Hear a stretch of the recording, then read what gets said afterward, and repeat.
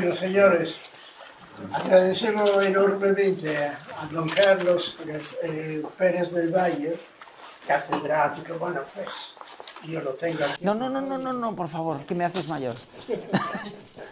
Es increíble. Bueno, después de un día de trabajo y tal, desde Madrid uno se desplaza aquí. Además, la persona que es, vamos, un catedrático importantísimo, que ha dado clase o cursos o seminarios, lo que sea, en tres continentes. Sí, seguramente. Sí, seguramente, ¿verdad? Total, esto hay que agradecérselo enormemente. El tema, yo me recuerdo que en la Universidad de Florencia tenía un profesor de filosofía del derecho, un tal Sergio Cotta, ¿te suena? Sí, perfectamente. Y he leído muchas cosas de Cotta, sí. Era, bueno, yo era discípulo, mi padre era su... El hombre tolemaico había un libro. ¿Cómo? El hombre tolemaico tenía un libro, si yo no recuerdo mal. Sergio Cotta tenía un libro que se llamaba El hombre tolemaico, de Ptolomeo. Sí. No, Sergio era éramos del mismo colegio, pero vamos, yo bastante más joven que él, y era una persona encantadora. Y claro, hablar del derecho natural, entonces pues iba muy de moda un tal Heinrich Roman, y luego Wallstein, Pizzoni y todo lo demás. Y por otro lado, el tal Hans Kelsen, pues a nosotros jóvenes nos hacía vibrar mucho. Y cuando el mes de junio pasado, pues conocí a Carlos y lo escuché y me encantó, dije, a este lo cojo. Y el pobre, muy amablemente, aquí lo tenemos a nuestra disposición. Muchas gracias. Yo vengo encantado, porque ya veis, viene uno y le ponen muy bien y le ponen por las nubes, pues ya está, ¿no? Pero vengo encantado por la invitación de Máximo y estoy encantado de estar aquí. He improvisado una cosa de un vídeo para entrar en el tema, porque en realidad era sobre el derecho natural. Máximo tiene una memoria prodigiosa. Por citar Heinrich Roman, ¿no? Que estabas citando el caso de Roman del eterno retorno del derecho natural, se llamaba el libro, ¿no? Y luego tiene un libro precioso que tengo yo, que lo conseguí en una librería de viejo en Alemania, que es sobre la teoría del Estado de Francisco Suárez. Eran gente prodigiosa, ¿no?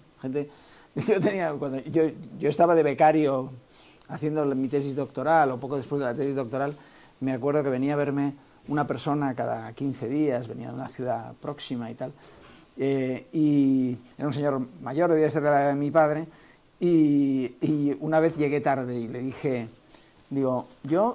perdona, pero es que mira, he visto un libro, tal, era un libro, es que estos tíos lo veían todo y tal, le decía, ¿y tú crees que este tío tenía tiempo para tomarse un café con sus amigos? Me dijo, me dejó clavado, ¿no?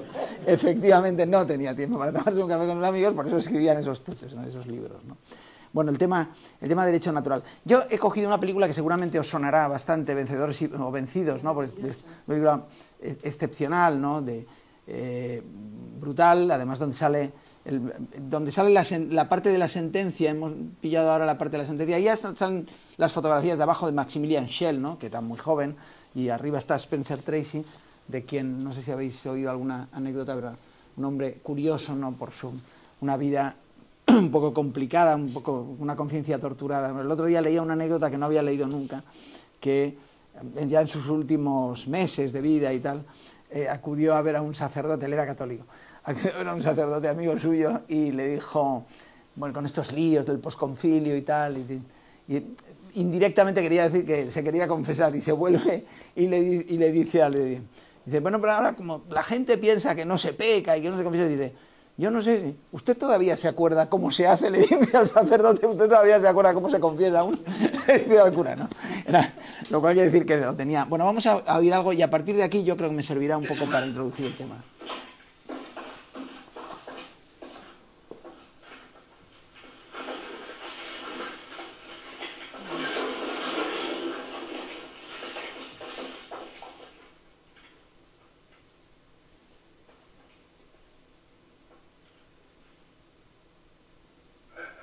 La vista de la causa que nos ocupa empezó hace 8 meses ante este tribunal, y el sumario contiene más de 10.000 páginas.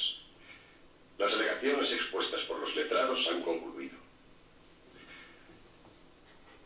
simples crímenes y atrocidades no constituyen el punto más grave de los cargos formulados. Lo grave es el hecho de haber tomado parte conscientemente en un sistema de tremenda crueldad e injusticia impuesto por el gobierno con absoluto desprecio de todos los principios morales y legales reconocidos en las naciones civilizadas. Minuciosamente, este tribunal ha estudiado los informes presentados y encuentra en ellos evidencias suficientes para apoyar sin temor a equívoco los cargos contra estos acusados.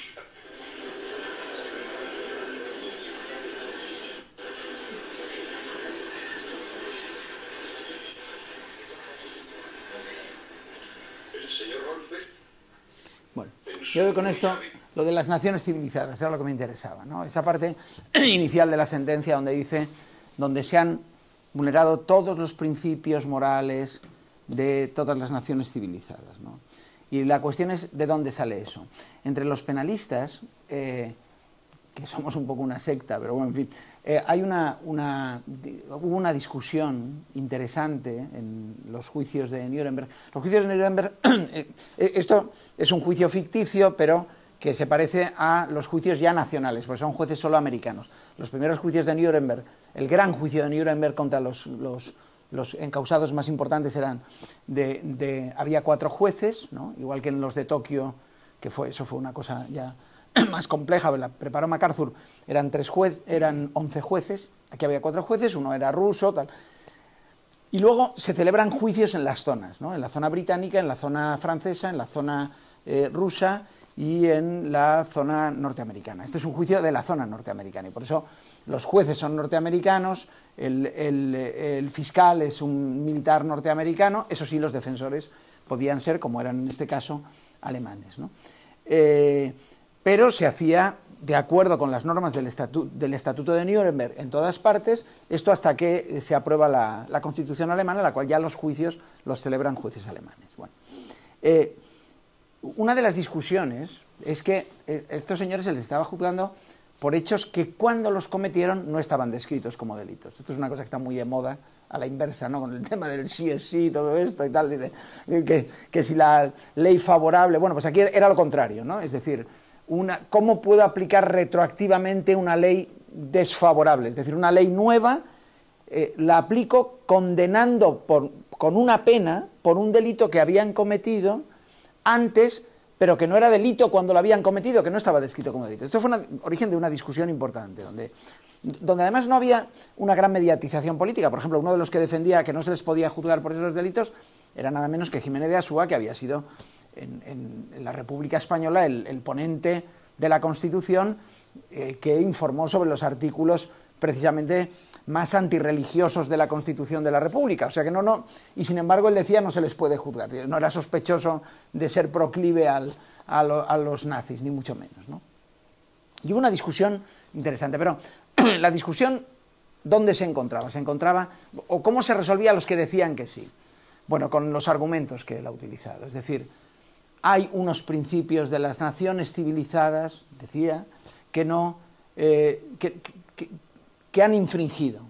Y por tanto, esto es delito, aunque no estuviese descrito como delito. Lo que han hecho es tan grave, ¿no? Si alguno recuerda la película, no sé si la habéis visto, me imagino que la habréis visto, pero si no, yo la recomiendo, aunque es un poco larga, hay que tomarse un rato, pero si no la habéis visto la película, pero si la habéis visto, os acordaréis que los cargos, los acusados son fiscales, jueces, uno que fue juez y fiscal y profesor de universidad, que había sido ministro de Justicia, es decir, todos son personas figuradas, por decirlo así, ninguno es un personaje real, pero todos simbolizan algo, ¿no? Y por lo que se les juzga es, sobre todo, por haber dictado condenas injustas, por haber mandado a personas a la esterilización, haber mandado a personas a los campos de concentración. De hecho, una de las pruebas más fuertes que se practican en el juicio es una filmación de la entrada de las tropas en Auschwitz, creo recordar, uno de los campos de concentración. Bueno, ¿por qué digo esto? Porque en realidad lo que están invocando es que existen unos principios que son distintos de aquellos que se establecen en una ley que la autoridad humana, la que sea, aprueba. Esta es la cuestión, ¿no? ¿Qué es eso, no? ¿Qué es eso? Os confieso que antes de venir aquí, esto era la conclusión, pero como tú me dijiste lo del vídeo, dije, vídeo, pum, y le voy a dar la vuelta, le voy a dar la vuelta, ¿no? Le voy a dar la vuelta, pero ¿cuáles son esos principios de las naciones civilizadas que... ¿y de dónde salen, no? ¿De dónde salen esos principios, no? Aquí, oye, sitio... hay por todas partes. ¿De dónde salen esos principios, no? ¿Y cuáles son esos principios? Porque, claro, si nos ponemos así, claro, si vemos sobre todo cuando vemos las imágenes, ¿no? De hecho, si recordáis en esta película, bueno, pues hay un cierto flirteo entre el juez Spencer Tracy, que es viudo, y una viuda de un general que ha salido la escena, que es Marlene Dietrich, que aparece por ahí, ¿no? Y hay un momento de la crisis del flirteo se produce precisamente, están tonteando los dos viudos, y se produce precisamente cuando se practica la prueba de la filmación, ¿no? Porque ella lo que le dice es, hombre, ya ha puesto el fiscal a funcionar la Cámara de los Horrores. Claro, es la Cámara de los Horrores que eran ciertos, claro. Claro, si uno ve eso, dice, qué horror, claro, esto... Pero claro, esto es muy, por decirlo así, es muy fuerte porque estoy percibiendo gran cantidad de personas afectadas desde el punto de vista incluso estético, ver esos cadáveres esqueléticos, trozos de dentadura, de oro, montones de dentaduras de oro, las imágenes que ven son espantosas, ¿no? Y claro, eso me afecta incluso, pues me afecta anímicamente mucho, ¿no? Pero claro, no puede ser solo una cosa anímica, por si fuese solo una cosa anímica, yo no podrían condenar, por decirlo así. ¿Qué es lo que hay detrás? Si además vamos mirando a lo largo de la historia, esto ha pasado varias veces. Últimamente, en algunos tribunales, no está pasando en el Tribunal de la Haya, porque esto ya, pero ha pasado en el Tribunal de Ruanda, y sobre todo me llamaba la atención sobre un caso que a mí siempre me produjo, me ha impresionado bastante, que es el caso del muro de Berlín, ¿no? De los disparos desde el muro, ¿no? No sé si esto lo habéis oído, pero los guardias de fronteras que disparaban, se les ha juzgado. Se les juzgó y se les condenó, y han sufrido penas de cárcel, ¿no? Los que disparaban. Y ellos decían, yo obedecía órdenes. Y es verdad, obedecían órdenes. En un país comunista, en el cual, si no obedecían órdenes, seguramente los que pasaban por la pistola eran ellos, ¿no? Y sin embargo, los jueces alemanes les condenaron. Les condenaron diciendo, bueno, un argumento muy similar, ¿no? No es exactamente lo mismo, decían, la República Democrática de Alemania, es decir, la Alemania comunista, había firmado el Convenio Internacional de Derechos Humanos y, por lo tanto, ustedes sabían que estos eran valores que no se podían infringir. Es un argumento muy similar, muy parecido al que se utilizó aquí, ¿no? Insisto, ¿y de dónde sale esto? Claro, ¿de dónde sale esto? Tú lo decías antes, bueno, es verdad que además las corrientes que nos llevan desde el siglo XIX es a pensar que que la ley, que el derecho es al final la ley y el derecho escrito, sobre todo, y a veces el derecho no escrito, pero el derecho que está vigente, ¿no? No sé, la costumbre, ¿no? ¿A quién pertenecen los aperos de labranza, los instrumentos de la labranza que se han dejado en el campo después de trabajar? Pues al dueño del campo. Y esto lo dice la costumbre, no hace falta que lo diga ninguna ley, ¿no? Y pertenecen a él y ya está. Bueno, o en un ambiente urbano, en los churros que deja el churrero en la puerta del bar o en la cafetería cuando todavía no han abierto. ¿A quién pertenecen? Al dueño del bar. Yo le pongo siempre ese ejemplo a mis alumnos. Si llegáis, tenéis hambre, os coméis un churro, hurto de churro.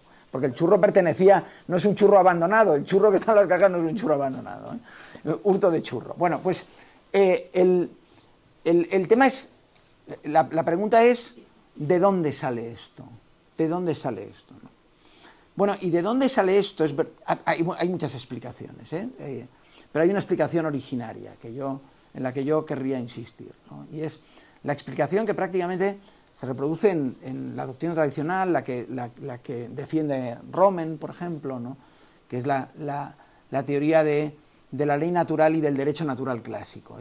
Se dice clásico porque es, bueno, la de Aristóteles, la de Santo Tomás de Aquino, ¿y qué es lo que dice? Porque lo explica muy bien. Y de hecho, los juristas tomistas esto es un mérito también muy español, porque son los juristas de la Escuela de Salamanca, del siglo XV, XVI, XVII, desarrollaron esas ideas, ¿no? y que llevaron, por ejemplo, pues a las leyes de Indias, donde independientemente de las salvajadas que se hicieron, que seguramente se hicieron muchas, pero en las leyes de Indias el indio estaba tratado como una persona, no podía ser esclavo, ¿eh? Lo cual no quiere decir, había esclavos negros, ¿eh? Pero las leyes de Indias estaban informadas ya de una mentalidad distinta que no era la anterior, ¿no? Luego entraré un segundo con el tema de la esclavitud, ¿no? Bueno, ¿de dónde sale? Bueno, lo que decías, ¿cuál es esa visión? Yo voy a dar esa visión tal como la contemplaba. Yo creo que la visión de Santo Tomás de Aquino era muy clara, muy expresiva, ¿eh? Independientemente de que uno pueda pensar algunas cosas que además, en fin, hay distintos desarrollos, ¿eh? Yo personalmente tengo una idea del desarrollo de esas ideas y las creo que enfrentada con la de otros que piensan que nos llevamos todos muy bien, pero bueno, que no es. Pero lo básico, ¿qué es? Lo básico que decía Santo Tomás, digo, porque esto permite explicar, aunque luego uno no tome el punto de partida. Claro, el punto de partida de Santo Tomás de Aquino es Dios, claro, y lo que decía es, hay una ley divina que lo gobierna todo. La ley divina lo gobierna todo. Gobierna todo lo que sucede. Y luego hay una ley natural. De ahí sale el derecho natural. Hay una ley natural que es la expresión de la ley divina en relación con la naturaleza. Y hay una ley natural que afecta a los hombres, ¿no? Esa que dice San Pablo en las cartas, dice que lleva inscrito en el corazón, que llevamos inscrito en el corazón. Lo que nos dice que algo está mal, que algo está bien, etc. Tanta importancia, se le da muchísima importancia a esa ley, ¿no? Y luego hay una ley humana, ¿no?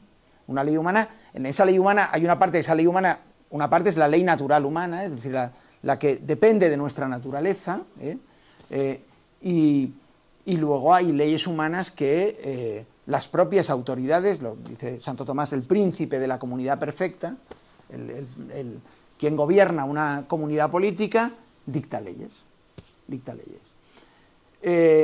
Claro, no son las mismas, este es el problema. El problema está en que, en este caso, por ejemplo, en el ejemplo de la película, si uno mira lo que sucedió históricamente, esto no es solamente una vía de hecho que un día deciden vamos a eliminar gente, no, en 1935 se dictan unas leyes que dictaba directamente el Führer, que se llaman las leyes de Nuremberg, porque se dictan en la reunión anual del partido que se celebraba en Nuremberg todos los años. Yo no sé si habéis visto hay una película, algunas películas que están colgadas completas, si a alguno le gusta el cine y no las ha visto, yo lo recomiendo,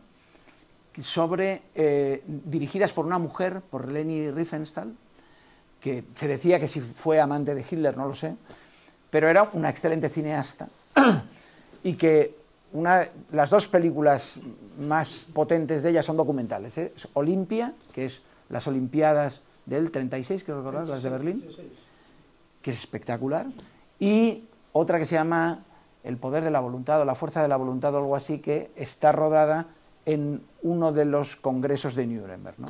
Digo, es interesante, bueno, lo que se ve allí, sobre todo por la técnica cinematográfica de ella. Y era una cosa espectacular. Os pongo un ejemplo. Es la primera que rueda en esto que estamos acostumbrados a ver, el fútbol desde arriba, ¿no? Bueno, pues en 1936 es capaz de tomar imágenes desde arriba. Y lo que hace es suelta un globo aerostático, ahora que están de moda los globos, y desde arriba hace una filmación. O la primera que sigue a la gente en una carrera. Esto lo vi en un reportaje, que lo que había hecho fue, eso no se ve allí, es decir, el corredor va corriendo los 100 metros libres y ves que la cámara lo va siguiendo. Eso no se había hecho jamás, jamás. Y lo que hizo fue montar unas poleas, y había un tío en la polea, dándole la polea a toda mecha, y la cámara iba a toda mecha detrás de él. Es espectacular. Era una mujer genial desde el punto de, y era muy joven, tenía 30 y tantos años, ¿eh? Luego, claro, había sido muy próxima al nazismo. Se dice que, y de hecho rodó una película vinculada con el mundo gitano, y entonces le dieron acceso a un campo de concentración donde había gitanos, y a partir de ahí dejó de colaborar con el régimen. No hizo ninguna denuncia pública ni nada, pero dejó de colaborar con el régimen. Pasó por el proceso de desnazificación y luego, hasta yo creo los 80 o 70 y tantos años, murió muy mayor, a los 90 y tantos. Hizo muchos reportajes en África de animales y tal, porque era cinematográficamente espectacular. Bueno, esto era un paréntesis, ¿no? Pero, ¿por qué? ¿De dónde sale? Bueno, sale de esto, ¿no? Es decir, ley divina, ley natural, ley humana, ¿no? Y esa ley humana nos da, delimita algunos principios que no están... Hay que entender también una cosa que yo creo que estaba también en la cabeza de Santo Tomás y en la cabeza de casi todo el mundo. Tampoco se trata de constreñir absolutamente todo lo que un político, una autoridad política tiene que hacer, que a veces corremos ese riesgo, ¿no? Porque Santo Tomás de Aquino ahí utiliza una cosa que él llama la determinatio, la determinación, donde dice, miren, esto hay libertad, el príncipe puede decidir lo que quiera y lo que decida está bien y además es obligatorio para los ciudadanos, ¿eh? Pero puede decidir A o puede decir B. Lo que tal vez no puede decidir es C, ¿no? Y por lo tanto tiene varias opciones, ¿no? Esto por un lado. Y luego por otro lado, el otro problema es, bueno, digo, ¿cuáles son esos principios? Bueno, no son tantos, tampoco están delimitados, hay grandes esfuerzos de la gente por decir dónde está, pero es evidente, algunos sí son bastante evidentes cuando tienen que ver con aspectos vinculados con la propia naturaleza del hombre, ¿no? Es decir, con la propia naturaleza de las cosas y con la naturaleza del hombre. Por ejemplo, hay un autor moderno, discutido también, yo le sigo bastante, pero es muy discutido, en realidad es neozelandés, pero bueno, es profesor en Oxford y en Notre Dame, ahora ya tiene 80 y tantos años, está jubilado, pero bueno, que sigue dando clases en los dos sitios. Aunque en Oxford hubo una campaña contra él para que lo expulsaran porque entendían que era homófobo. A ver, y lo que decía es las relaciones homosexuales no se adecúan a la naturaleza humana, vamos, en fin, a la naturaleza de las personas, no había ningún desprecio a las personas, decía, la naturaleza lo que determina es relaciones heterosexuales que van dirigidas a un fin determinado, ¿no? Bueno, esto tenía que ver con su visión. Él escribió un libro que se llama Ley Natural y Derechos Naturales, se llama John Finnis, y él lo que hace es delimitar, digo, aquello que es autoevidente, ¿no? Dice, esto que se ve por sí mismo, y empieza también como hacen los anglosajones, que lo hacen todo muy gráfico. Entonces dice, valores, ya no recuerdo los 7, pone 7, es muy misterioso, pero pone 7, ¿no? Pero las relaciones familiares o el juego en el sentido amplio, en el sentido de relación entre las personas. Es decir, son aspectos que al final van a desembocar en ciertas exigencias de justicia. Y ahí voy a entrar en el problema de la justicia, ¿no? Es decir, que ese es el problema eterno, ¿no? Si nos cuesta delimitar lo que es la ley natural, aunque hay cosas de la ley natural que están muy claras, o parecería que están muy claras, aunque no todo el mundo las comparte, hay un momento de crisis de la ley natural, aviso, que es cuando, sobre todo a partir de la Ilustración, cuando se empieza a pensar a finales del 18 y del 19, que estas leyes naturales las podemos nosotros derivar exclusivamente de nuestra razón, prescindiendo un poco de ese origen divino, de la ley divina, ¿no?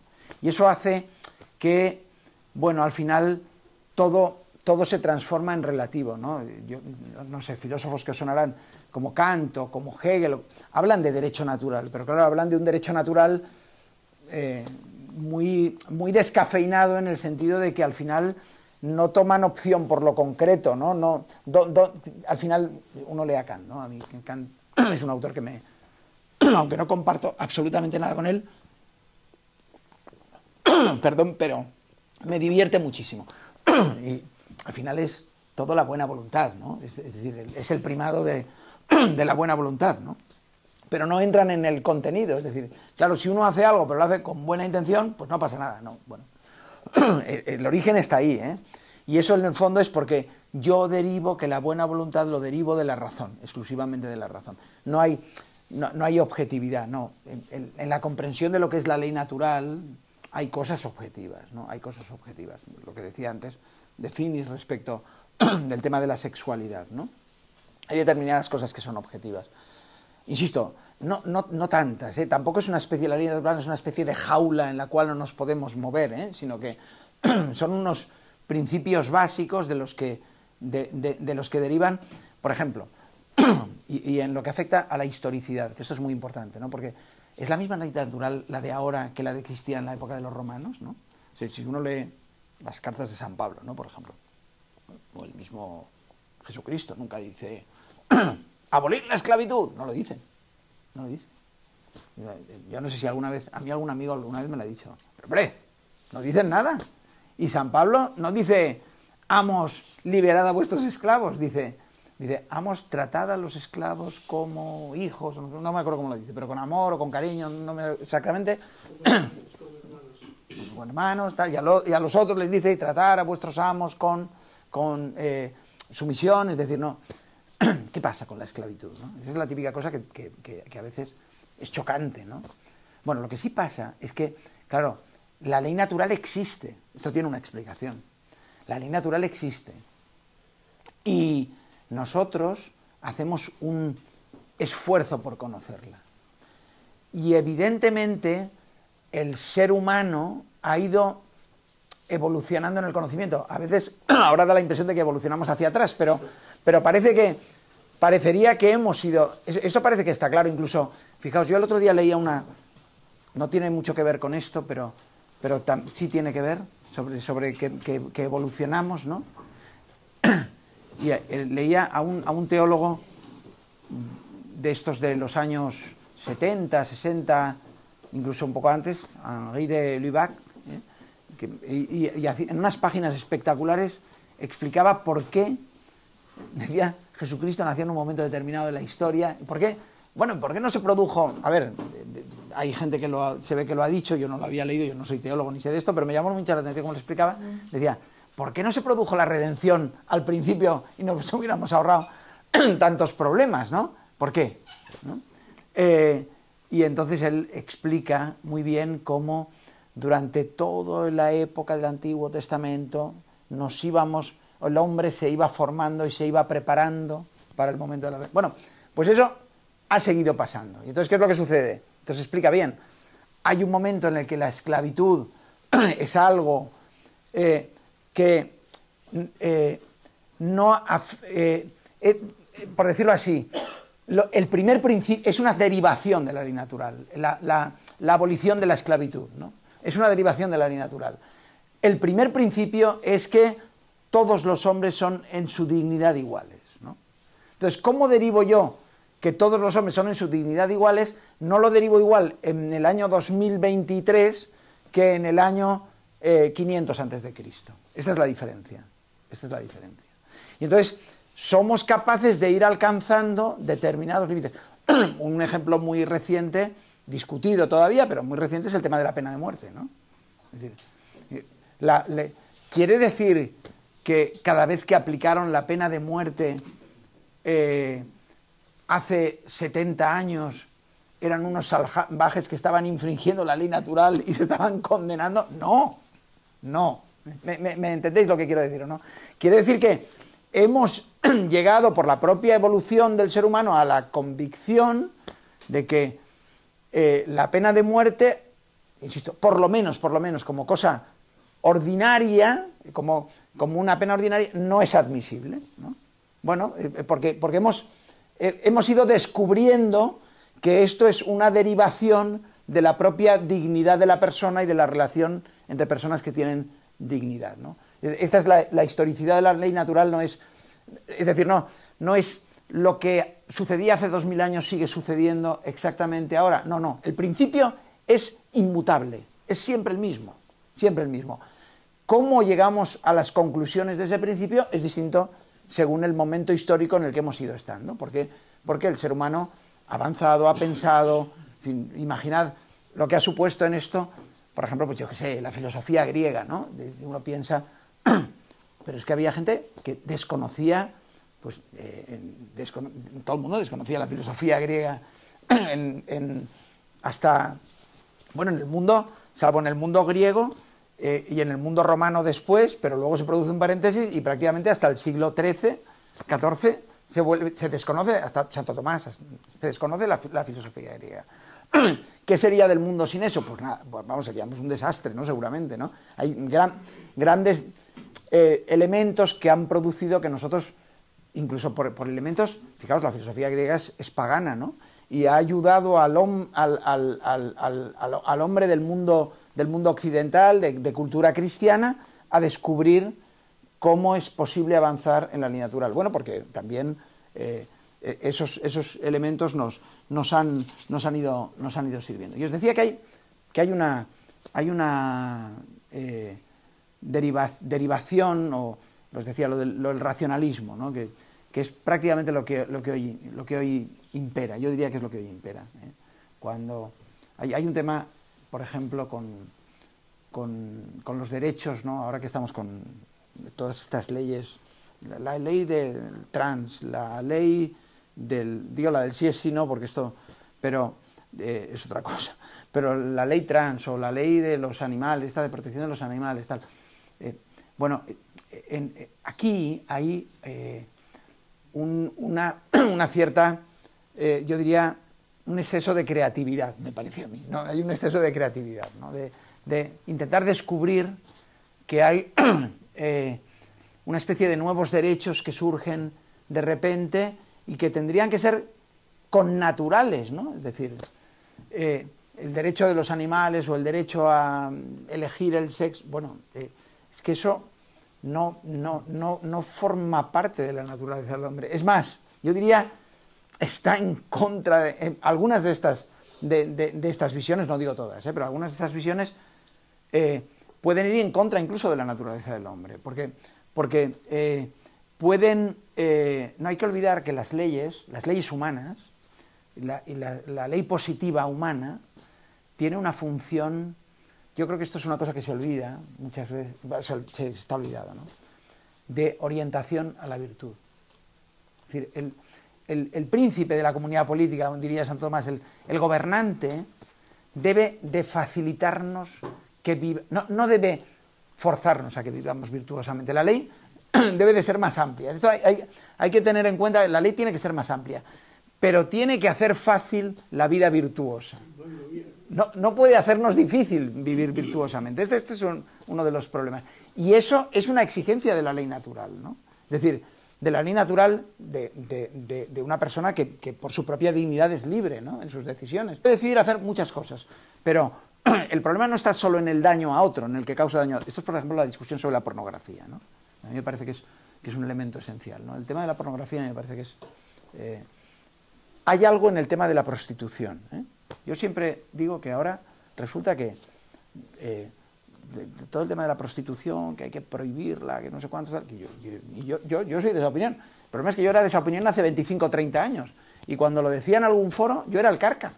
Porque lo que decían era que lo que había era que facilitar sanitariamente... No, el problema es con el tema de la prostitución, de los delitos sexuales, de por qué un delito sexual, por ejemplo, va en contra...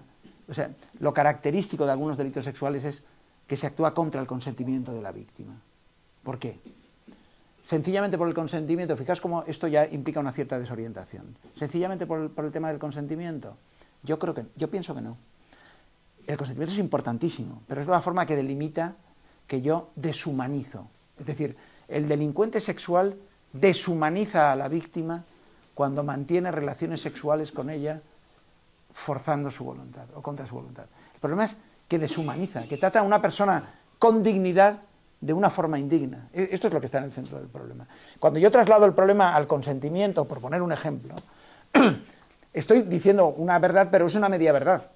Porque un niño puede consentir, por ejemplo. ¿Me explico? No. Un niño puede consentir, ¿no? Y esto es, y yo acabo, ¿no? Porque creo que había un espacio para coloquio, y yo me estoy aquí expandiendo. No, yo ya prefiero hablar con vosotros, la verdad, yo... Comentad cosas, yo me divierto más comentando. Esto es más o menos la idea, ¿no? ¿Te parece bien a ti? Más? Me parece estupendo. Entonces... Yo...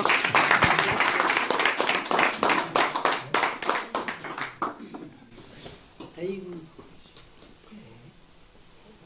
Romano Guardini sobre el famoso desarrollo de menos de un año de la Weiss-Rose en el sur de Alemania, cuando hicieron en el 45 el primer homenaje a los 7 chavales asesinados, vamos, justiciados, pues hizo un discurso muy bueno.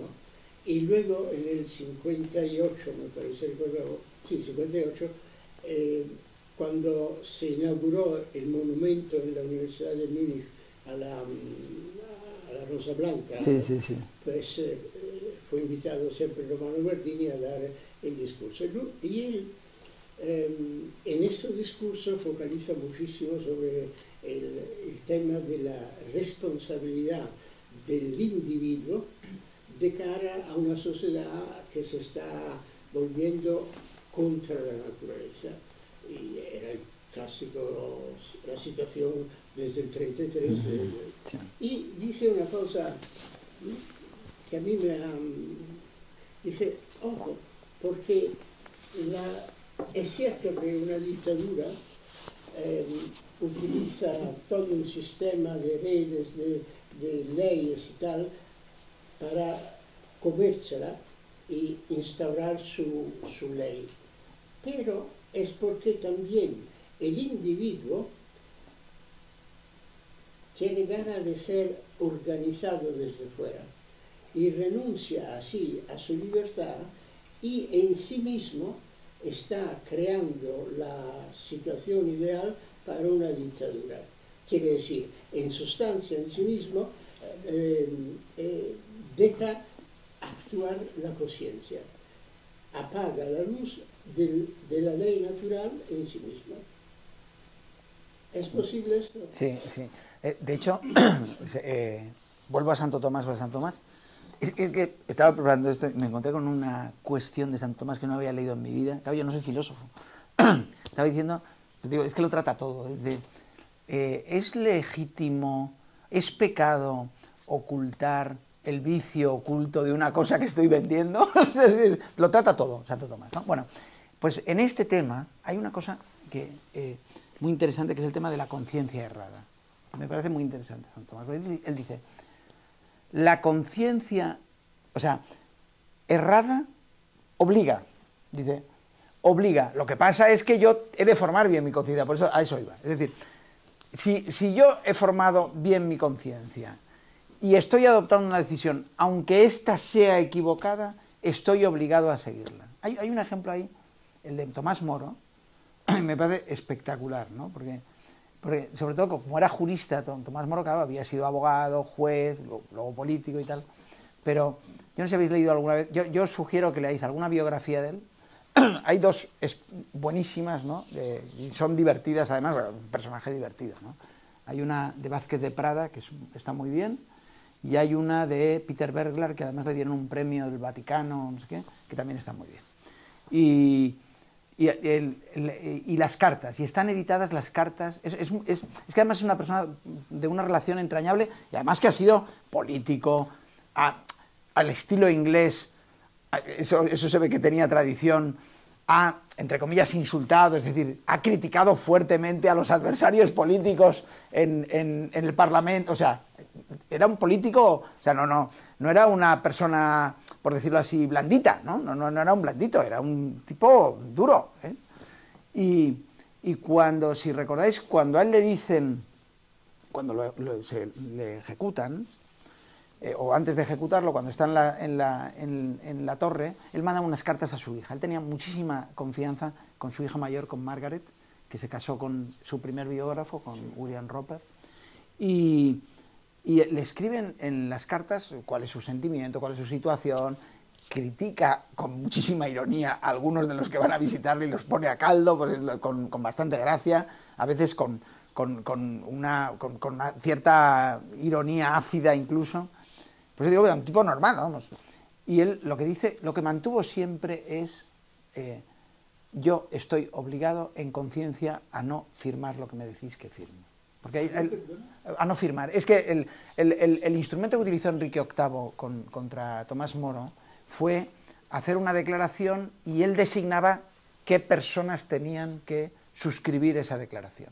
Y en esa declaración se decía que Enrique VIII, primero, que el matrimonio de Enrique VIII con Ana Bolena era lícito y que Enrique VIII era el cabeza de la Iglesia en Inglaterra. Y Tomás Moro dijo, mire, yo en conciencia eso no puedo, ¿no? Luego utilizaba también, tampoco quería morir, esto es muy divertido, no es un tipo de, ¡ay, aquí me entrego yo que voy al fuego! No, él utilizó argumentos legales para defenderse. Hay un argumento, no sé si habéis visto, hay una película de Fred Zinnemann que está muy bien, que se llama Un hombre para la eternidad, que es espectacular. Es una obra de teatro en realidad, pero que es espectacular, ¿no? Bueno, pues, y ahí lo repite varias veces lo de quien calla otorga. Luego, entonces, si yo no he firmado y he callado, es que, o sea, él no dice, pero diga usted por qué no firma, porque querían que hiciese una declaración expresa contra la Iglesia. Yo no estoy obligado a decirlo. Mi conciencia me dice que no puedo hacerlo y ya está, ¿no? Es un caso claramente de conciencia. Bueno, en este caso él no estaba equivocado, actuaba correctamente, pero ahí, con una conciencia bien formada. Pero podrían darse, o sea, se pueden dar casos de personas que actúan en conciencia de una forma equivocada. Yo pongo a veces el caso a mis alumnos, que les llama mucho la atención, de las malformaciones genitales, de la ablación genital femenina, de las mutilaciones genitales femeninas. Se practican en algunos países de África, ¿no? Que sabéis que les practican una mutilación para evitar que la mujer sienta placer sexual, porque se piensa que así se evita el adulterio, ¿no? Una salvajada. Pero, porque además mueren niñas, o sea, se les hace a niñas adolescentes y mueren niñas de las infecciones Pero claro, hay zonas en las que, para empezar, se piensa que es y además hay muchísimos imanes que dicen que no es así. Hay una película, es que nunca me logro acordar cómo se llama, una película africana, africana de un país, o sea, pero está muy bien por el color, por todo, y cómo explica la historia, y el jefe de la tribu, porque la historia es, bueno, que una señora no quiere, protege a unas niñas que han visto el año anterior morir a una de ellas, y entonces les toca a ellas y dicen, a nosotras no nos hacen esto. Entonces una mujer las protege. Y lanza una cosa que se dice allí, una frase, y pone un cordón en su casa, y entonces no puede entrar nadie. Bueno, entonces es toda la presión del poblado sobre la mujer. Y hay un momento interesante en el que a mí por lo menos me sirvió mucho, aparte ya de la historia, que es muy bonita, está muy bien hecha la película, bueno, muy bien hecha, con los instrumentos que tienen, pero muy bien hecha. Pero a mí me llamó la atención que es, claro, uno de los argumentos es, esto lo exige el Islam. Entonces, una de las cosas que hace el jefe de la tribu es requisar todas las radios, porque hay imanes que están diciendo que no lo exige el Islam, ¿no? Que no es, al contrario, es una costumbre anterior. Creo que esto se basa, sabéis que el Islam, yo no soy un experto en esto, pero la fuente principal es el Corán, pero luego también se basan en las leyendas del profeta. Entonces hay una leyenda, una de las leyendas del profeta, una de las historias del profeta, que cuenta cómo Mahoma conoce a una mujer, y entonces esa mujer le dice, claro, siglo VII, le dice, ¿y tú a qué te dedicas? Y ella dice, yo soy, bueno, se dedicaba a mutilaciones genitales de esclavas, cosa que se hacía, con las esclavas se hacía siempre. Y Mahoma no le dice, no te puedes dedicar a eso, cosa que sí hacía a veces, con un ladrón o lo que sea. Entonces, algunos han interpretado, entonces no solo se puede, sino que además se exige. Y insisto, esto no es islámico, es falso, o sea, no. A veces se nos dice, no, esto es la cultura islámica. No, son algunos pueblos, bueno, a lo que iba. Hay muchos poblados donde el Estado no existe, donde la ley no se conoce y donde se piensa que es una exigencia del Islam. Y donde no hay una posibilidad de formación mayor. Me explico, a nosotros nos parece una salvajada, pero en la comprensión de cuál es el contexto, uno se da cuenta de que hay algo también, yo diría, que de todos modos creo que debería hacer dudar, no se puede entrar en la conciencia de las personas, pero esa comprensión de la relación de la pareja del marido y de la mujer, en la cual el marido puede decidir sobre la integridad del cuerpo de la mujer para que ella no adultere, a mí me parece una cosa que debería hacer pensar a más de uno, pero también hay que comprender el contexto en el que ellos se encuentran, ¿no? Lo que quiero decir con esto es que, lo que tú decías, ¿no? El tema de la conciencia, es verdad, hay un tema aquí muy interesante, que tiene que ver con el nazismo también, claro, que efectivamente es un hecho horrible, pero si no hubiese sido por esto, gran cantidad de las reflexiones que nos podemos hacer ahora no nos las haríamos, ¿no? Los hechos horribles también a veces sirven para que reflexionemos, que es la historia de el libro este de Hannah Arendt sobre la banalidad del mal. No sé si habéis oído hablar.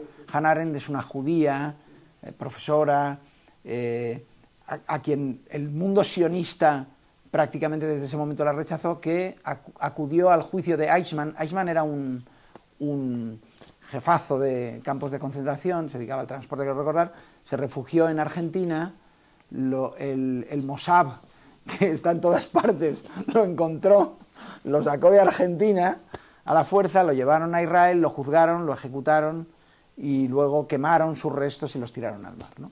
Y durante el juicio Hannah Arendt quiso estar presente y luego escribió un libro, ¿no? Y hablaba de la banalidad del mal, ¿no? ¿Qué es la banalidad del mal? Lo que decía es cuando una sociedad se oscurece tanto, el mal se transforma en algo banal, sin importancia. Y es verdad, es decir, cuando la conciencia se oscurece tanto, el mal se transforma en algo sin importancia. Esto, sin ser tan radical y tan rápido como en el mundo de la Alemania nacionalsocialista, que si uno lo piensa, yo soy de formación muy alemana, por mi educación, y si uno lo piensa, nunca, yo creo que no hay ningún periodo donde haya habido tanto desarrollo intelectual tan rápido y tan fuerte como en la Alemania de 1810 a 1930. En ninguna parte del mundo, en ninguna... Y dices, bueno, y 10 años después, o 5 años después, hacen esta salvajada. ¿Cómo se entiende eso, no? Es una cosa que dices, ¿cómo puede haber pasado esto, no? Es muy llamativo y es conciencia oscurecida. Sí. Yo soy fanático. Sí. Lo explica esto diciendo que alcanzó tales niveles que se clasificó como creador. Es decir, se dieron cuenta de su altísima capacidad intelectual, que era cierta, y prescindieron de la humildad de reconocerse criaturas. No, pero es que otras naciones también tenían ese desarrollo. Inglaterra no se quedaba atrás. ¿Cómo? Y Francia tampoco. Fue una cosa... abundando lo que decías antes, perdona mi opinión, pero digamos que hace en el siglo V a.C. pues había salvajada, la esclavitud, pero es que hasta hace poco ha habido esclavitud también. Entonces, son cosas de moral, es decir, más que de filosofías, y después también interviene un aspecto muy grande que es el poder. Es decir, cuando unas personas o un grupo de personas dominan, llegan al poder, pueden dominar los medios de comunicación, dominan las leyes, primero se cuelan y después privan de libertad a la gente. Y dices, o vas por este camino o primero te quedas sin trabajo y después al paredón. Es decir, así ha habido esas cosas. Yo creo que no es que sea soberbia, es que hubo mucha maldad ahí en algunas... No, claro, tenía que haberla, ¿no? Esto es... Personalmente, yo creo que una de las debilidades del derecho natural es lo subjetivo. Y eso subjetivo está dominado por quien tiene el poder, que puede influir en esa interpretación. Y eso que ha sido siempre hasta hoy, que lo tenemos nosotros. Entonces uno ve Bueno, en España, en todas partes del mundo, ahora todo el mundo habla de derecho, todo el mundo tiene derecho, para todo hay un derecho, y el derecho además, ese es mi derecho. ¿Y dónde está el derecho? O sea, ¿quién dice que eso es un derecho? ¿Por qué eso es un derecho? El derecho, yo creo que es una benevolencia que da la ley, ¿verdad?, legal, cuando tengo atrás una fuerza que hace que eso se cumpla. Entonces yo tengo derecho, es una prerrogativa que me da a mí el Estado, el poderoso, el dominante. Pero no es, yo ese derecho natural no lo creo tanto porque no tengo fuerza para imponerlo.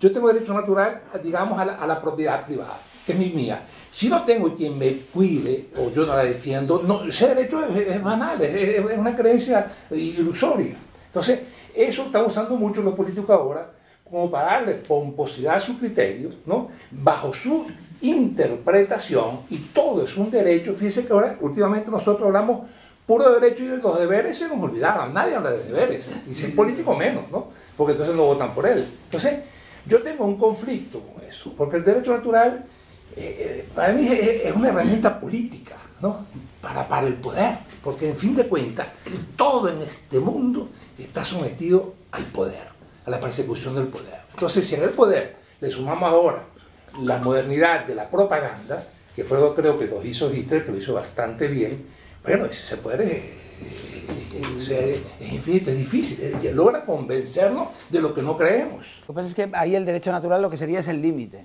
El problema es que no tiene esa fuerza coactiva para imponerse, es verdad. Es decir, no tiene esa fuerza coactiva. Pero es que, fíjate, yo tengo mis dudas de que la visión que nosotros tenemos del derecho, estemos, o la visión que se nos impone del derecho, al final, lo primario que es, las leyes positivas. Derecho hay, tú decías, la propiedad privada. Sí, la propiedad privada. Derecho hay en la relación de la mujer y el marido, del padre con el hijo, del hijo con el padre, aunque las leyes no digan nada. Aunque las leyes no digan nada. Eso, fíjate, en el derecho penal se nota, o se ha notado históricamente, cuando en un momento determinado, fíjate, esto es llamativo, decimos a la madre o al padre que dejan de alimentar al hijo, lo castigamos con el mismo artículo que dice el que matare a otro, que el que apuñala, porque es el padre o la madre. Si tú no salvas a tu hijo que se está ahogando, por esa omisión, ¿por qué? Porque va en función de ese deber. Eso no deriva directamente, por decirlo así, de una ley positiva. Es más, hemos intentado que cuadre con las leyes positivas para darnos seguridad jurídica. Pero cuando creamos esa idea que más o menos se llega a esa conclusión finales del 19, principios del 20, es una conclusión, no son conscientes quienes lo defienden, pero yo siempre pienso que es una conclusión que deriva de la ley natural. Deriva de la ley natural. No se puede exigir no se puede exigir, si tú vas por el dique, yo este ejemplo se lo pongo a mis alumnos para dejarles así, vas por un dique y hay dos niños que están ahogando, tu hijo y otro niño. ¿Qué te obliga? No es solo el afecto que le tienes a tu hijo, es que hay una relación específica con tu hijo. Y eso, el derecho positivo lo debe respaldar. ¿Me explico o no? Con lo cual, en cierto modo, la ley natural se convierte en algo que controlaría ese poder, en la visión del derecho natural clásico. Esa visión de está en el poder tiene mucho que ver, fíjate, con Hobbes. Eso está en Hobbes. Con Hobbes. Porque claro, Hobbes lo que piensa, a mí siempre me llama mucho la atención cuando es lo del hombre, es un lobo para el hombre y todo esto, dicen, ¿y por qué a este hombre se le ocurrió esta idea? Y yo leí una vez un biógrafo que decía que él pasó su infancia con miedo a la Armada Invencible Española, porque era la leyenda. Entre los niños, a los ingleses, las madres les daban miedo diciendo, cuidado que van a venir los barcos de los españoles y nos van a invadir, ¿no? Como estaban en guerra siempre y tal. Bueno, entonces sentía ese miedo y en el fondo es verdad que en su visión de las cosas, como el traslado de esas mismas ideas en los Estados Unidos. Tú dices, como si tú lees los primeros textos de la Constitución, de Jefferson y tal, lo toman todo de Locke, son comunidades de defensa, es decir, son los colonos. la explicación de por qué nos unimos políticamente es porque somos un grupo que nos defendemos respecto de los indios, ¿no? Que hemos llegado aquí, es nuestra forma de vivir, nos tenemos que defender. Ellos no se plantean que están invadiendo, ¿eh? Tenemos que defendernos de los indios, ¿no? O nuestro territorio de los bandidos, o lo que sea, son comunidades de defensa. Eso tiene que ver con esto, pero el derecho natural clásico, por eso deriva de mi razón. Y el derecho natural clásico no, el problema es la naturaleza del hombre, es decir, el predominio absoluto del poder, ¿esto es algo que tiene que ver con la naturaleza del hombre? Seguramente no. Un valor fundamental en el hombre, por ejemplo, es la relación de amistad, por ejemplo, ¿no? Ahora me estoy acordando, uno de los que da finis es de estos valores, que son muy poco jurídicos todos, el juego, la amistad, y uno dice, ¿esto qué tiene que ver con el derecho? Pero tiene mucho que ver. Y en el fondo, fíjate, el derecho natural se concibe desde la idea de que la justicia no es un ideal, o no es ni siquiera una situación ideal, sino que es lo que deriva de hombres que son justos. Lo contrario es muy concreto, es lo de los juristas romanos. Lo que pasa es que ahí yo creo que interviene la parte moral y la parte religiosa, depende de lo que usted crea. Sí, depende de lo que yo creo, es crear una moral, y esa moral es la que entonces da esa interpretación. Pero usted se cambia de religión, entonces ese derecho natural cambia. No siempre. O sea, hay elementos que no cambian. Hay elementos, por ejemplo, es muy interesante ver cómo evoluciona la idea del derecho natural con Lutero, ¿no? Y cambia, claro que cambia. Pero cambia porque Lutero, con su idea que tiene de una cierta idea de la predeterminación, distingue entre el reino de la derecha y el reino de la izquierda. Y el reino de la derecha son los que se salvan y los otros los que no se salvan. Claro, ahí sí, claro, porque para él la ley natural, se salva uno por la fe y no por las obras, es inalcanzable. Que condiciona mi visión religiosa, sin duda. No, a mí no me cabe duda. Ahora, porque ha ido evolucionando de una manera que tal vez no es la perfecta tal como lo entendemos, ¿no? Por eso a mí me sirve mucho como ejemplo lo que os decía antes de los juristas de la escuela de Salamanca, que cogían esas ideas y la aplicaban al mundo concreto. A mí hay un ejemplo que me llama mucho la atención, que es lo que llaman, yo no sé mucha historia, pero la discusión de Valladolid, ¿no? Que es Carlos V en un momento determinado que dice, paramos la conquista, porque viene Bartolomé de las Casas, que ha estado en Chiapas, y dice, aquí se maltrata a los indios, tal, tal. Un momento, vamos a discutir, porque igual no es legítimo lo que estamos haciendo. Y se pasan 2 años parando la conquista. Bueno, igual allí no paraban nada y estaban matando gente, pero oficialmente habían parado porque estaban discutiendo sobre si aquello era legítimo. O sea, eso era llevar esa idea de la ley natural. Insisto, una cosa es cómo actúan los hombres y otra cosa son los principios. ¿Me entiendes lo que quiero decir? Desde los principios, mi poder está limitado por otras cosas, ¿no? Esa era su visión de las cosas, claro. Lo cual no quiere decir que todo lo que hicieran lo hicieran bien, pero era otra visión de las cosas. Y yo creo que eso, bueno, por cosas que han ido pasando en la historia y en el pensamiento, pues ha ido cambiando, pero yo creo que ahí la ley natural es más un límite. Por eso, en el caso de los juicios, lo que les permite condenar es una ley, entre comillas, natural. Ellos dicen es el derecho de gentes, el derecho que imperaba entre todos los pueblos civilizados, porque ¿cómo voy a hacer esto, no? Y eso ha permitido, incluso yo en la Primera Guerra Mundial, eso pasa también, ¿no? Ya pasa un poquito, ¿no? Si os acordáis, en la Primera Guerra Mundial, en los tratados de Versalles, persiguen al Kaiser, sí. Carlos, 2 preguntas. Dime. Has hablado de la conciencia Sí. del individuo. ¿Tú te acuerdas cuando le pusieron, reinaba Balduino Sí. en Bélgica, Sí. y le dieron a firmar lo del aborto, Sí. y abdicó Sí. por no firmarlo? ¿Cómo lo ves? A ver, él actuó en conciencia. Yo creo que eso fue una decisión de conciencia. Otra cosa es que eso se pueda trasladar como yo no sé si se puede. A mí me parece admirable lo que hizo, me parece muy bien. Pero él luego volvió a ser rey. Quiero decir, en el fondo no era. Yo creo que lo que le pedía a su conciencia es poner de manifiesto que él no estaba de acuerdo con lo que estaba sucediendo, que el rey no estaba de acuerdo con.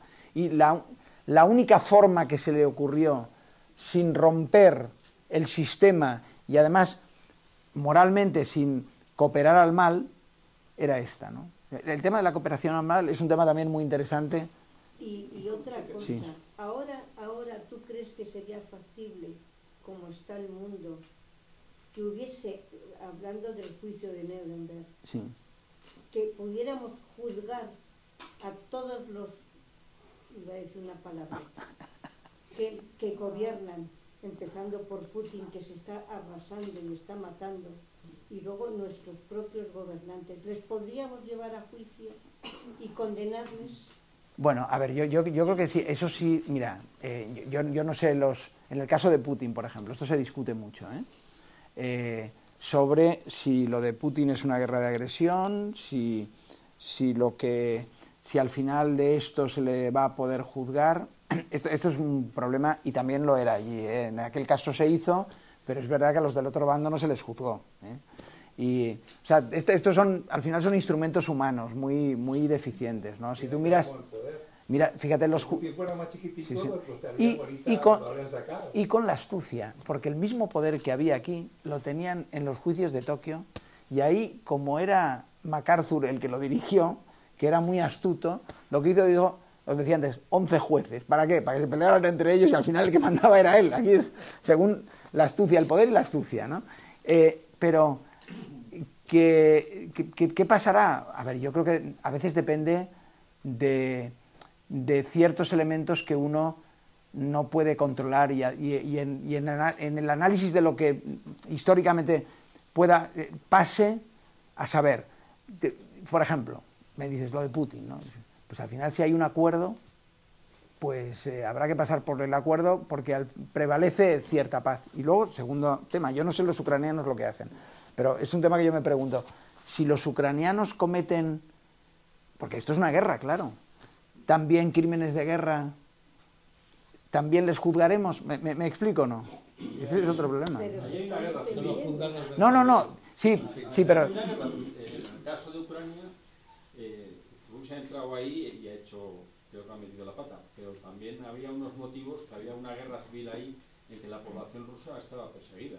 Sí. Y había ahí, digamos, pues incluso una persecución física, y bueno, también ha habido un golpe de Estado anterior allí, previo, es decir, que ha habido manipulaciones, digamos, encubiertas. Sí, aparte Ucrania es un país muy corrupto. Y hay una corrupción tremenda, con lo cual, digamos, eso de Putin es el mal y los demás son buenos, a mí me parece eso una simplicidad.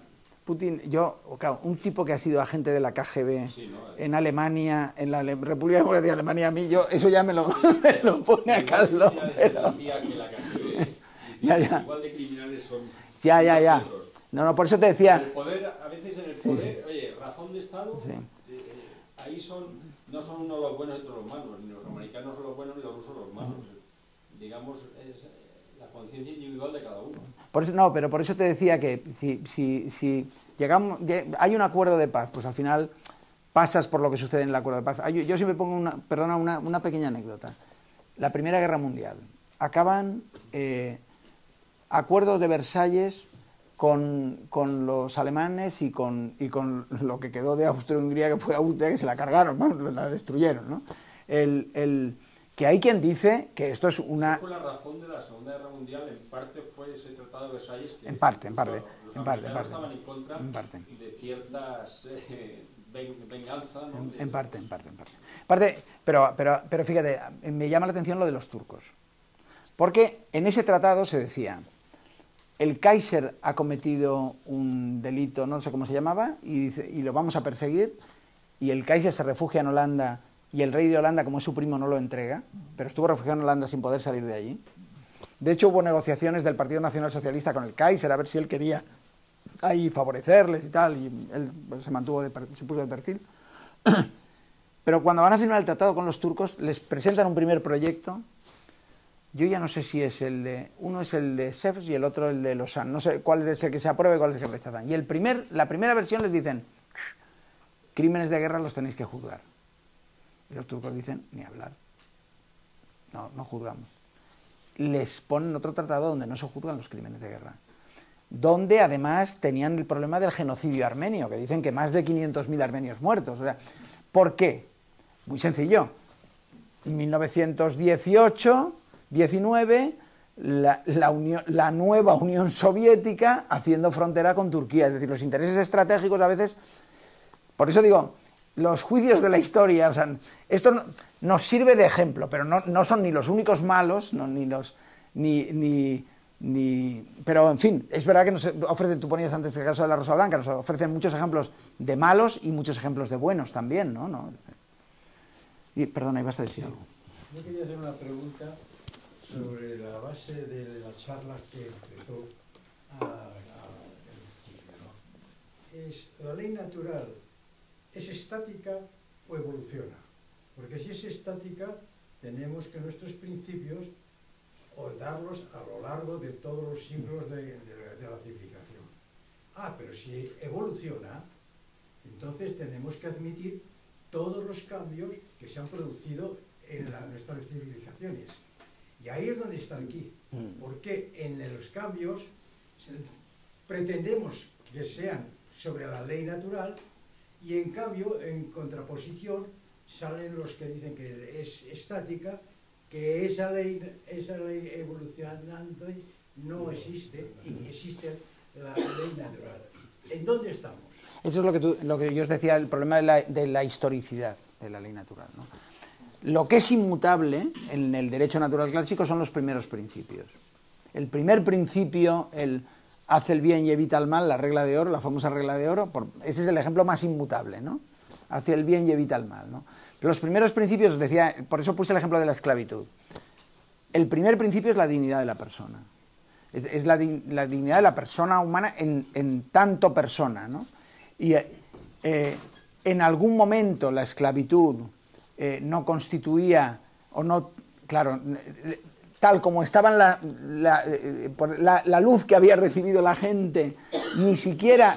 Y en cambio en el pensamiento posterior, durante bastantes siglos, se estuvo evolucionando hacia que lo razonable era la abolición de la esclavitud. Pero incluso te diría, si tú vas mirando históricamente aquí las posiciones, por eso vuelvo a los de Salamanca, que a mí me encantan, de esa escuela. Ellos estaban allí diciendo cosas que tienen que ver con la dignidad de la persona, iban a los primeros principios, y ahí establecían derivaciones que en aquel momento eran muy modernas, ¿no? Que luego se ponían en crisis. Yo no sé si habéis visto una película, no hago más que recomendar películas, pero, que se llama Amistad. Amistad es la película de un barco de esclavos, donde unos esclavos... Es espectacular. La película está bien, pero la historia, que es real, hay un historiador del derecho norteamericano que tiene una web donde cuelga todos los materiales, desde el asesinato de Kennedy, de crímenes así raros, y entonces va cogiendo todos los materiales el escrito de acusación, los planos, el asesinato de Lincoln, tienes ahí todo, ¿no? Y tiene sobre amistad, ¿no? Y está muy bien porque ahí se ve, hay muchos datos, pero un dato muy importante es los ingleses, que son muy listos, hay que reconocer que son muy listos.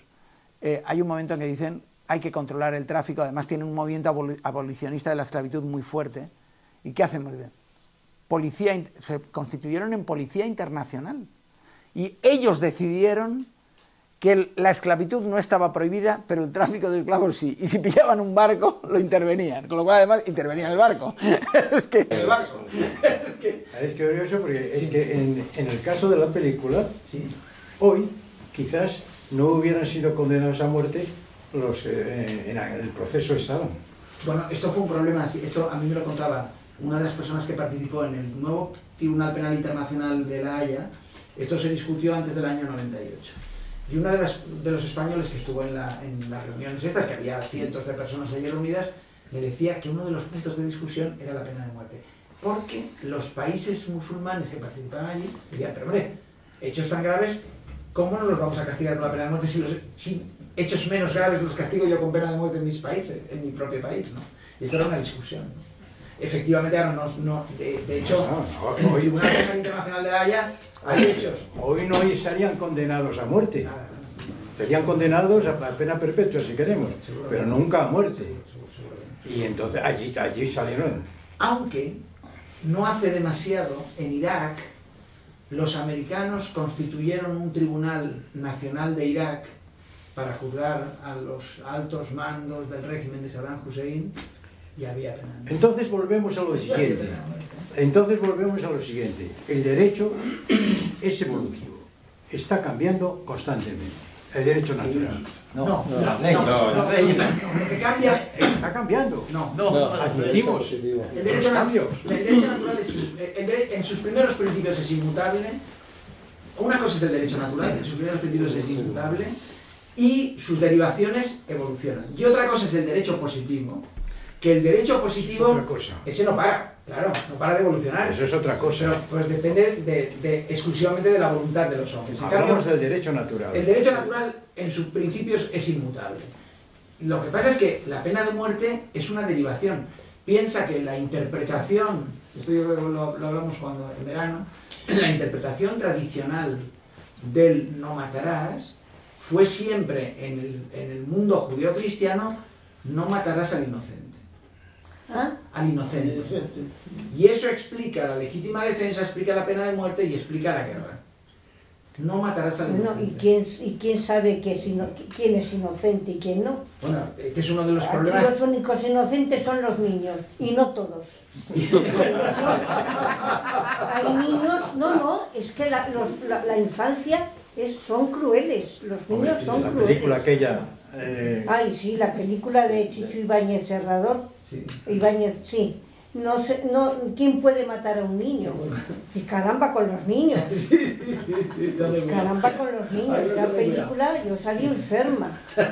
Cuando han colgado a uno de una cuerda y están dándole palos. Existe la convicción de que, y esto también es una cosa común, el problema es dónde está el límite de que el niño, por decirlo así, no ha colmado sus posibilidades de formación.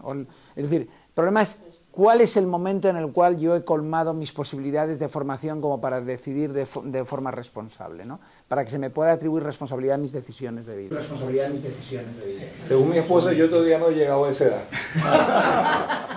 Una preguntilla. Es que Por la ejemplo, obediencia es el paso previo de la ¿dónde estaría el perfección? No hay límite que del madurar. derecho natural? Por ejemplo, en los médicos a abstenerse a hacer un aborto. O sea, o una clínica privada a abstenerse a hacer un aborto, o a un negocio o una farmacia a vender medicamentos abortivos. O sea, me parece que es...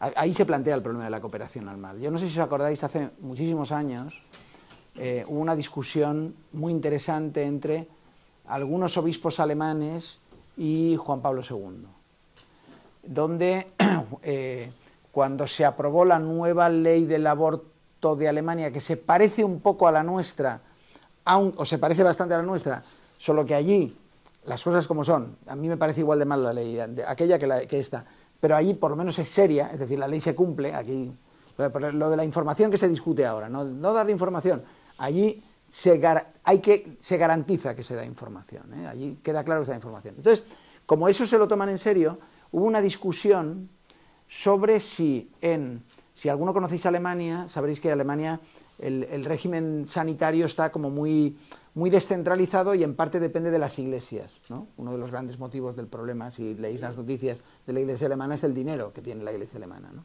Entonces, la sanidad es de la iglesia de los Johanniter. Yo tengo una hija nacida en una clínica de los Johanniter, que es protestante, y los Malteser, que son los católicos, ¿no? Y bueno, porque entonces las clínicas católicas sí podían ofrecer no el aborto, sino el informe, es decir, la información. Y entonces Juan Pablo II decía, no, esto es cooperación al mal. O sea, no era una discusión sobre aborto sí, aborto no, ¿eh? No era una discusión sobre hasta dónde llegaba la cooperación al mal, ¿eh? Esto es un problema de cooperación al mal. Yo te pongo otro ejemplo que me sucedió a mí. Teniendo yo un cargo académico en una universidad en Barcelona, empiezo conversaciones con una clínica oftalmológica de primer nivel, que querían hacer un máster con nosotros, que no sé cuántos, no sé más. A mí me parecía una cosa atractiva, además un tipo súper simpático, era directivo del Barça, súper simpático, en la época de Rosell, pero bueno, era muy simpático, tal, bueno, encantador y además muy listo y tal. Y hay un momento en el que una de las comidas o de las conversaciones que tenemos surge que ellos que tenían un nivel de investigación muy alto, experimentaban con córneas de fetos. Le dije... ¿Con córneas de fetos? Lo siento. De fetos que procedían de abortos. Oye, pero yo no practico el aborto. Lo siento. No vamos a hacer el máster contigo. ¿Me explico o no? Es decir, el problema es en determinados... en todo. Esto es un problema, es una categoría moral. Hasta dónde llega la cooperación al mal, ¿no? Y esta es la cuestión. Y cada vez más. La cooperación al mal cada vez más. Pero también, o sea, no es que yo sea no es que yo sea optimista, que no lo soy pesimista por naturaleza, pero también hay bastante cooperación al bien. Es decir, yo veo mucho movimiento también de pensamiento. Mira lo que ha pasado en Estados Unidos con el tema del aborto, ¿no? Que es una cosa muy llamativa. Los 10 mandamientos, hay una forma explícita de la ley natural, es prácticamente la traducción resumida, ¿no? Sí, resumida de preceptos de ley natural, ¿no? Clarísimamente. Los 10 mandamientos delimitan ley natural, expresada. Hay que pensar también, por ejemplo, la ley del talión, la ley del talión, digo, expresada lo que voy a históricamente en el momento en el que se encuentra, que es un momento muy... Joder, eran pastores de cabras, claro, estos tíos, y aún así eran de lo mejorcito que había alrededor, ¿eh? Pero la ley del talión, que aparece 2 veces en el Antiguo Testamento... ¿Es anterior a los 10 mandamientos? Moisés, porque Moisés no se como tal es posterior, yo creo, porque es de Deuteronomio. Los 10 mandamientos se supone que son los mismos que conocemos hoy día. Sí. No sé de qué año antes de Jesús. Esto es para explicarte hasta qué punto hay que situar históricamente la forma de la expresión. Te digo, la ley del talión, que muchas veces dice ojo por ojo, diente por diente, uno dice, qué barbaridad. No, es que para ellos era un límite. Porque en aquel momento, si te mataban a tu hijo los de la otra tribu, te cargabas a toda la tribu. Decían, no, a ver, si se han cargado tu hijo, tú te cargas al hijo de él y ya está. No nos pasemos, ¿no? Claro, sí, claro. El ojo por ojo, diente por diente era, no nos pasemos, ¿eh? Pero, bueno, por eso digo, es una forma, a lo que voy es, efectivamente, son la expresión de la ley, de una expresión muy clara de la ley natural, y por eso es contrario a la ley natural el aborto. La idea de por qué es contrario a la ley natural del aborto es porque hay un absoluto moral, es decir, son absolutos morales. Es muy importante la idea de los absolutos morales, y por eso lo de no matarás al inocente. Es decir, que ahora hay muchos moralistas católicos que dicen, y no muy modernos, muy clásicos, que dicen que no es exactamente, pero yo creo que al menos sirve de punto de referencia para entenderlo, ¿no?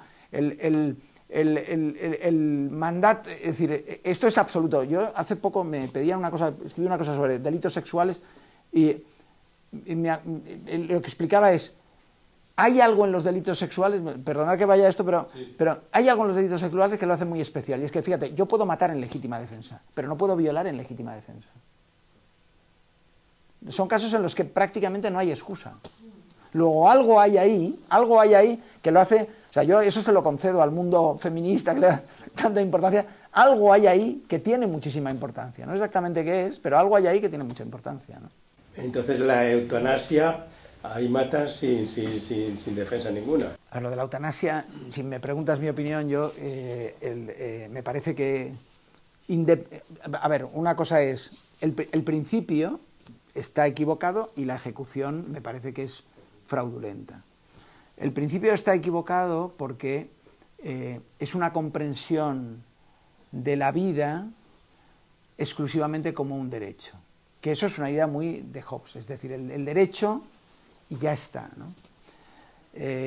Yo creo que esto es una visión errónea de la vida. La vida no es solo un derecho, ¿eh? Y no por una cuestión de creencias religiosas, ¿eh? Sino mi vida tiene que ver con la vida de los demás, ¿no? No hay, y esto es lo que hace que se conforme el derecho. El que yo exista no es algo que sirve solo para mí. Si yo mañana decido pegarme un tiro, lo primero, algunas personas se van a llevar un disgusto innecesario. Es decir, hay gente que depende de mí y, es decir, no, por nuestra propia naturaleza, la vida no es un derecho en sentido estricto. Yo además creo que esos derechos, tú lo decías, el derecho... Derecho don. Es un derecho don. Pero incluso, si me dices lo del don, tiene una resonancia religiosa. Yo te diría, que, con la que yo estoy de acuerdo, pero incluso prescindiendo de eso. Es decir, en el plano estrictamente humano, esto que lleva a la ejecución fraudulenta a veces, por ejemplo, en Holanda hay montones de casos en los que se dice ¿cuál es la razón autónoma de la decisión de este señor que ha decidido que le apliquen la eutanasia? No quiero ser una carga para mis hijos. Eso no es una decisión autónoma.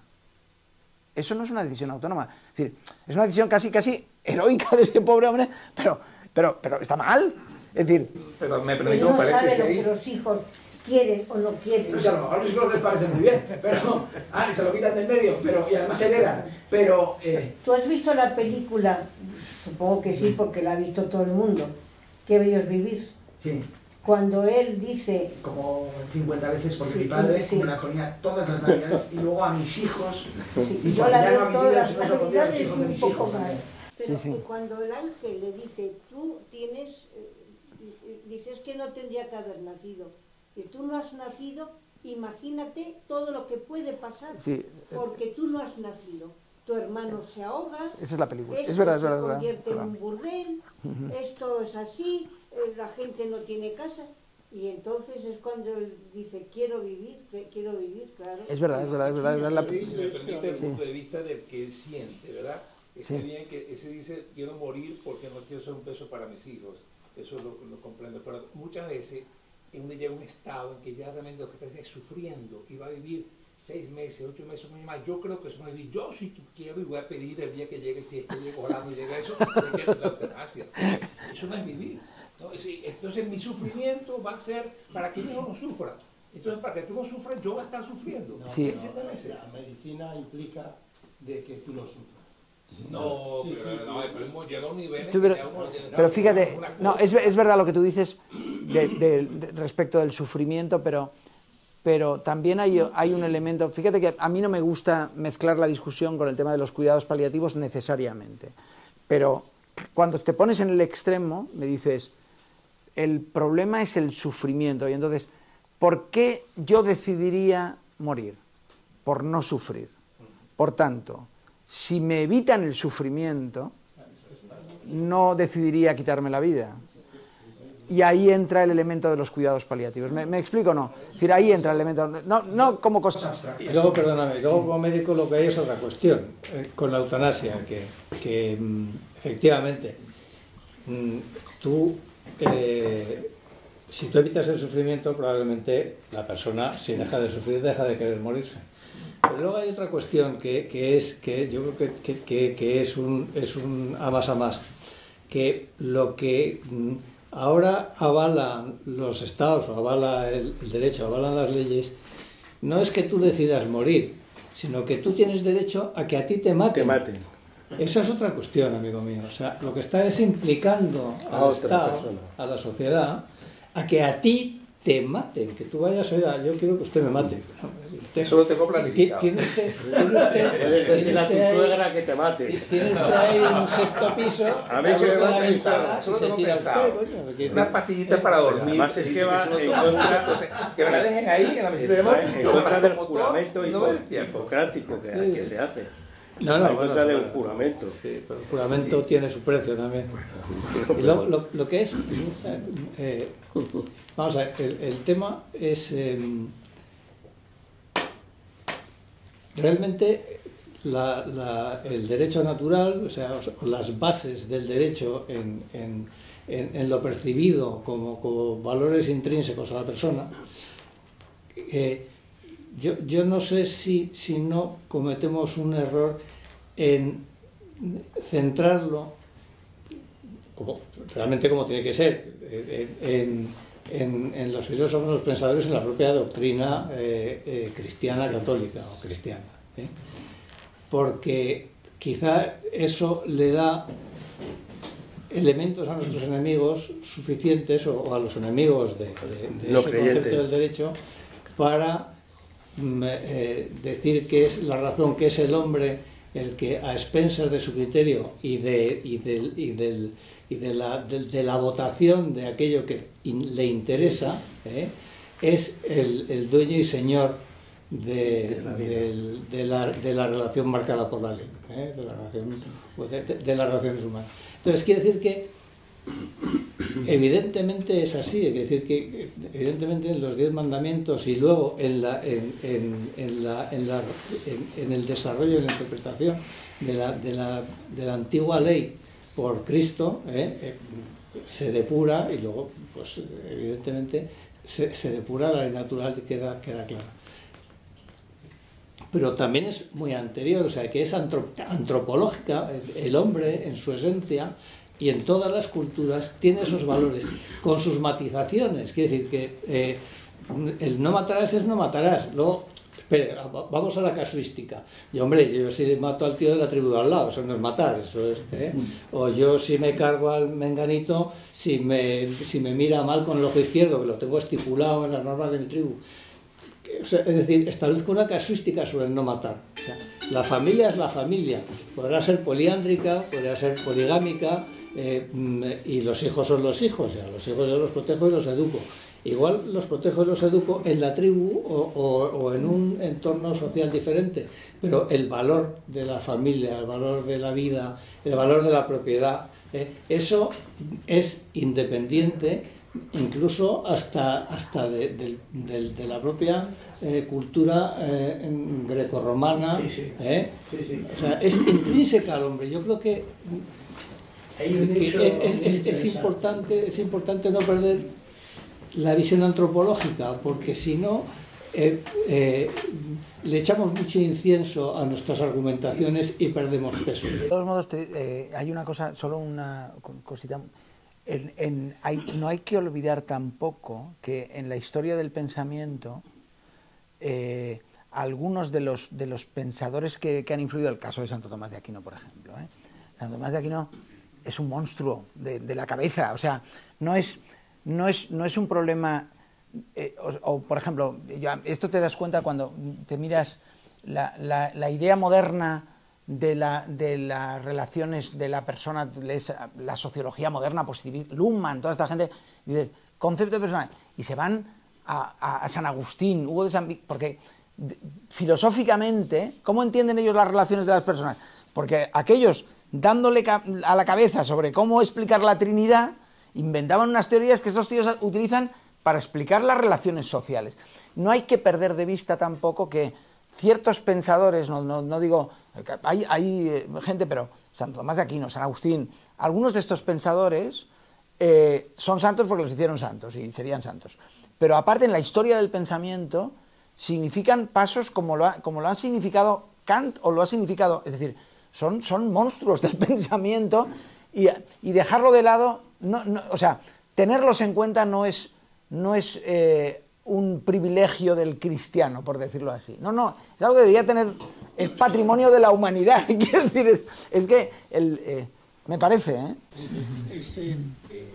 lo que decía Jorge sobre la antropología es que hay un hecho muy interesante que en algunas, por ejemplo, concretamente los umbros, que es una población de origen indoeuropea, sí, no existe la palabra esclavo, porque además no existía la institución de la esclavitud. Ahora bien, los umbros llegaron a Italia alrededor del 1500 a.C., digamos más o menos la misma época del Moisés que recibe los 10 mandamientos. Pero claro, si ellos tenían independientemente, absolutamente, porque procedían de otro ambiente, de otra área geográfica incluso, evidentemente la reflexión de los pueblos sobre el tema de la esclavitud era bastante madura. Y de hecho, en un piano se pone en duda el hecho jurídico de la validez de la esclavitud.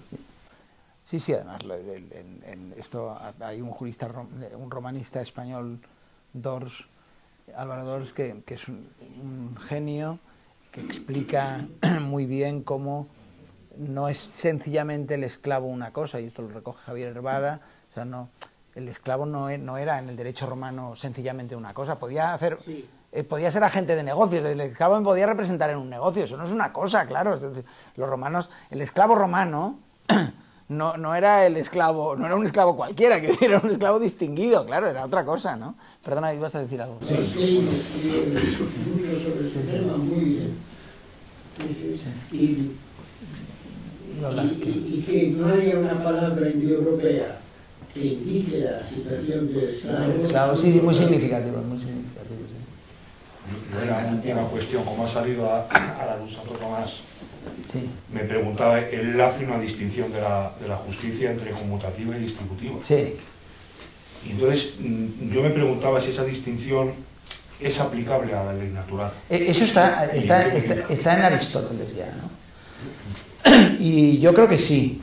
Por eso son distintas perspectivas de la justicia, ¿no? El dar a cada uno lo suyo puede ser dar a cada uno suyo porque es lo que le corresponde a él o por lo que le corresponde en relación con los demás, ¿no? Y son complementarias. Y yo creo que esa visión de la justicia, porque es una visión de lo justo, o sea, el centro es el hombre justo. Y entonces, o el que decide justamente, ¿no? Que era la idea de los juristas romanos, cuando decían, lo importante es este señor que decide lo justo en este caso, ¿no? Y entonces lo justo en este caso es lo justo conmutativamente y distributivamente. O sea, no hay virtud de la justicia. En el fondo, el origen de la cuestión es que la justicia no es un ideal, sino es una virtud, en realidad, personal. Y entonces, quien actúa justamente dando lo que merece, pero también distributivamente, lo que merece en relación con los demás. Esto para los penalistas es, claro, en fin, no será solamente lo que el sujeto merece por lo que ha hecho, sino que tienes en consideración también, yo qué sé, diferentes factores de lo que le ha pasado en su vida, las posibilidades que tiene de recuperarse, etcétera, ¿no? Y eso tiene que ver con la relación con los demás, ¿no? A base de eso hay una filosofía de la relación entre las personas, personalismo ideológico. El problema también es definir lo justo.